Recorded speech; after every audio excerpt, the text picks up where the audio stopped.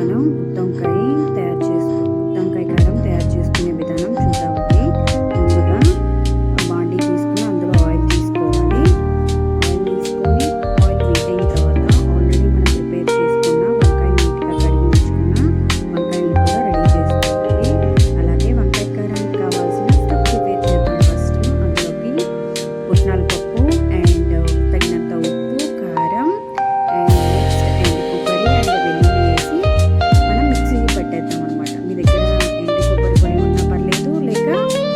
కొబ్బరి ఉంటే దాన్ని చిన్న చిన్న పీసెస్గా కట్ చేసుకొని వేసుకోండి. ఈ మిశ్రమాన్ని మనం మిక్సీ పట్టేసుకుందాం ఈ కన్సిస్టెన్సీ వచ్చే వరకు.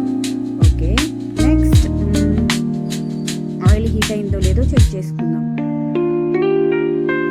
ఆయిల్ హీట్ అయింది కదా, ఇప్పుడు కడిగి శుభ్రంగా ఆరబెట్టిన వంకాయని మనం మిడిల్లో 4 పార్ట్స్గా కట్ చేసుకోవాలన్నమాట.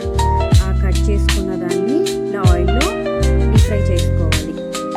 కాబట్టి నేను ఎక్కువ ఆయిల్ యూజ్ చేశాను. యాక్చువల్గా ఇంత ఆయిల్ అయితే పట్టదు, తర్వాత మనం తీసేసుకోవచ్చు ఎక్సెస్ ఆయిల్ని. ఇలా డీప్ ఫ్రై చేసుకున్న ఒక బ్రౌన్ కలర్ వచ్చే వరకు మనం వంకాయలు అనేది డీప్ ఫ్రై చేసుకోవాలి. ఓకే, ఈ కన్సిస్టెన్సీ వచ్చేంత వరకు వంకాయని డీప్ ఫ్రై చేసుకోవాలి. ఆ తర్వాత స్టవ్ బంద్ చేసి ఈ వంకాయల్లోకి మనం ఏదైతే ప్రిపేర్ చేసుకున్నామో ఆ స్టఫ్ అనేది ఇందులో పెట్టుకోవాలి. ఈ వంకాయల్లో పెట్టేసుకొని మళ్ళీ నార్మల్ ఫ్రై చేద్దాము. అండ్ గుత్తొంకాయ ఏదైతే మనం ప్రిపేర్ చేసుకున్నా గుత్తొంకాయ కారం కూడా వేసేద్దాము. ఎంతో టేస్టీగా ఉండే గుత్తొంకాయ కారం రెడీ అవుతుంది. ఈ ప్రాసెస్ ఓన్లీ 10 మినిట్సేనండి.